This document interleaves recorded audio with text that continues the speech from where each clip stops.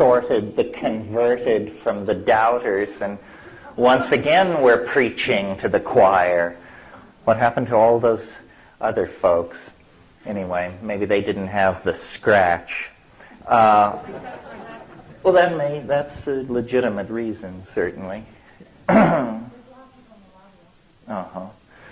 Anyway, it's very nice to be here. I come in peace for all mankind, and womankind as well, if I may dare to represent them.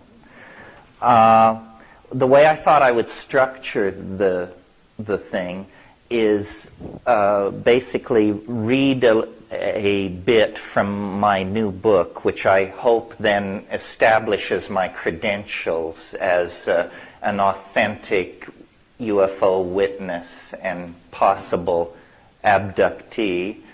And then I'll talk a little bit about what I think about it, because I don't think about it what most people think about it. My dream from the time I was 8 or 9 was to encounter a UFO, because I always had the impression that if you would encounter one, you could understand it. That it was maddening to realize that it seemed to have a great affinity for people who live in trailer courts, but very little affinity for anybody I knew. And so you constantly had to filter these eyewitness reports by people that you wouldn't send to the corner store to buy milk. So this was a problem, and it will haunt, I'm sure it haunts many of you who have never encountered a UFO.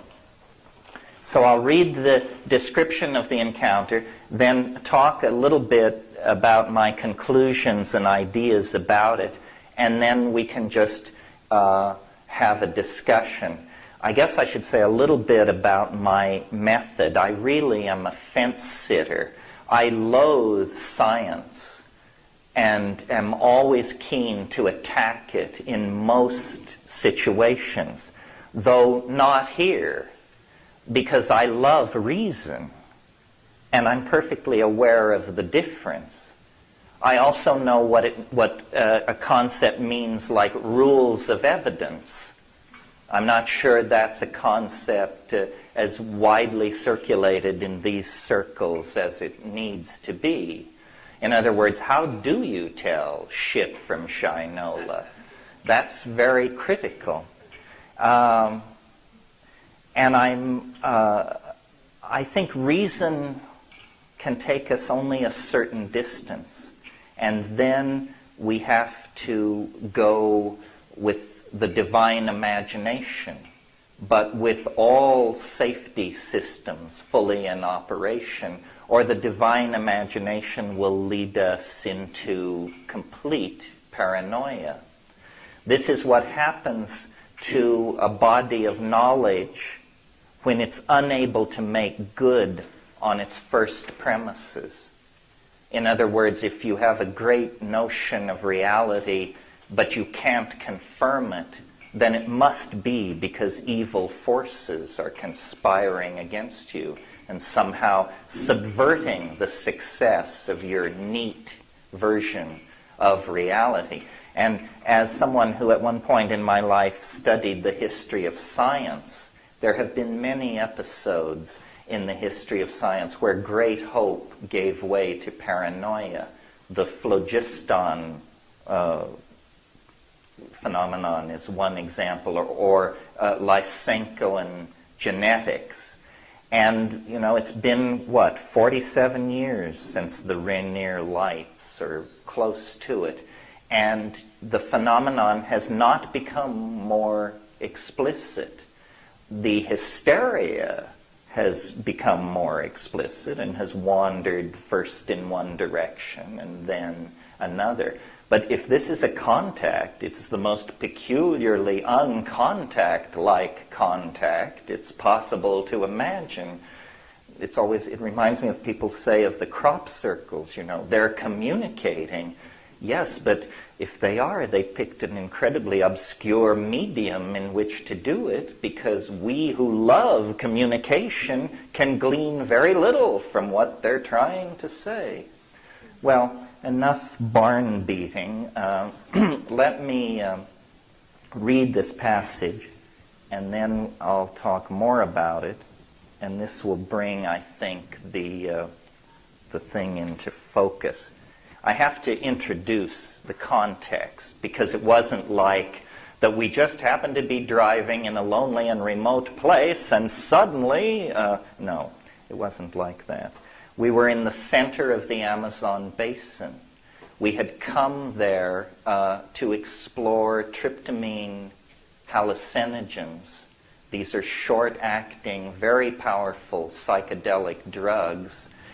And the reason we were so interested in these drugs is because in encounters with it in the pure chemical form, it was the intoxication was invariably characterized by encounters with elves, gnomes, fairies, thousands of these things. And this was, and this is something I'm going to, try and convince the UFO community of.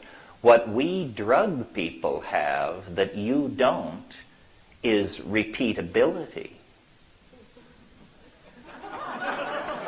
And the scientists always said to you UFO people, what you don't have is repeatability.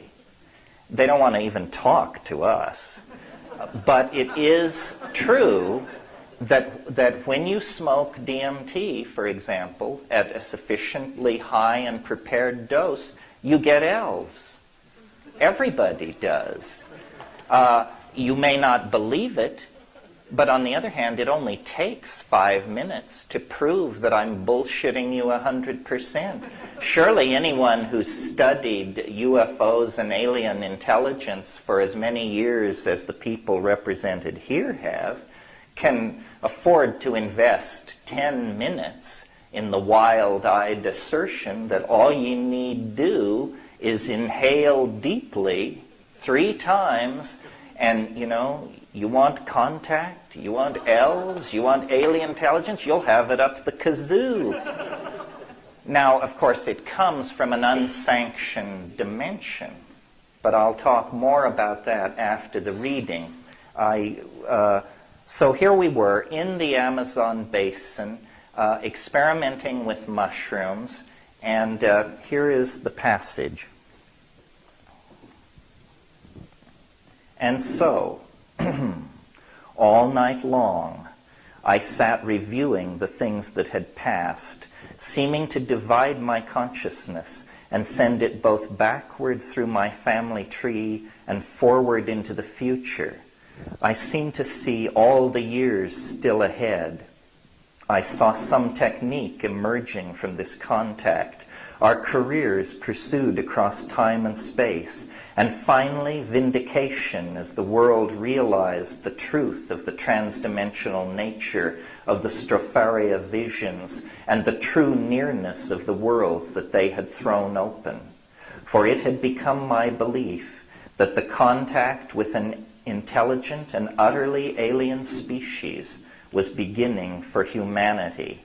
It seemed that out of the long night of cosmic time, the novelty of novelties, the moment of contact between minds on utterly different planes was beginning.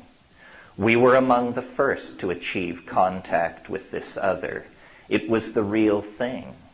We had come to the equatorial jungle to explore the dimensions glimpsed in tryptamine ecstasy, and there, in the darkness of the heart of the Amazon, we had been found and touched by this bizarre and ancient life form that was now awakening to the global potential of a symbiotic relationship with technical humanity.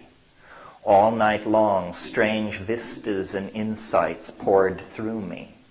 I saw gigantic machineries and worlds of vegetable and mechanical forms on scales inconceivably vast. Time, agatized